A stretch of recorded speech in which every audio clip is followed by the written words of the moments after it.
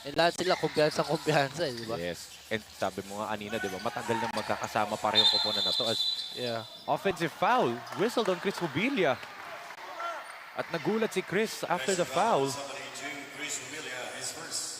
First personal foul whistled on Hubilia. First quart, 2 minutes. Wala pang 2 minutes. Ilang foul na yung napipito ah. Kaya nga, may unsportsmanlike pang isa dun, di ba? Roque in the corner.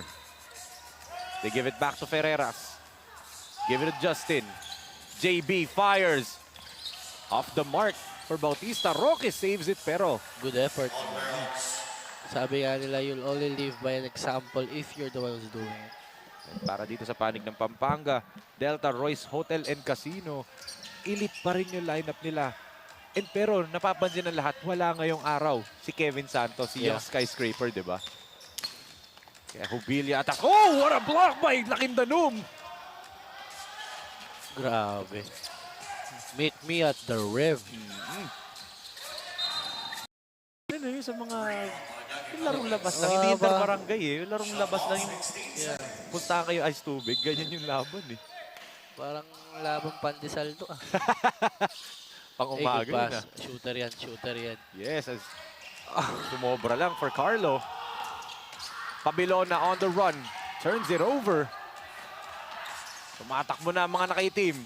Roque from the corner. Short.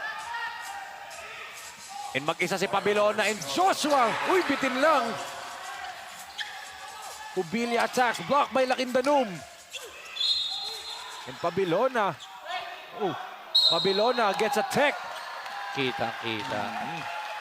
Kitang-kita. Hindi na kailangan yun eh. Sa harapan pa natin, no? Harapan pa natin. Oo. Wala pang 5 minutes. Let's take a look at this. Pabilona pushing back on Ferreras and then ito yung pabaon niya. There you go. And ito check ng mga referees natin. Pero yun nga, Mura, sabi mo nga, kitang-kita, di ba? Very obvious. At ang nakakatawa pa dyan, 3 minutes pa lang. Wala. Halos wala pa. 2 Oo. minutes and 30 seconds pa lang. Di ba? Ang dami na. Ganito ka physical yung laro agad.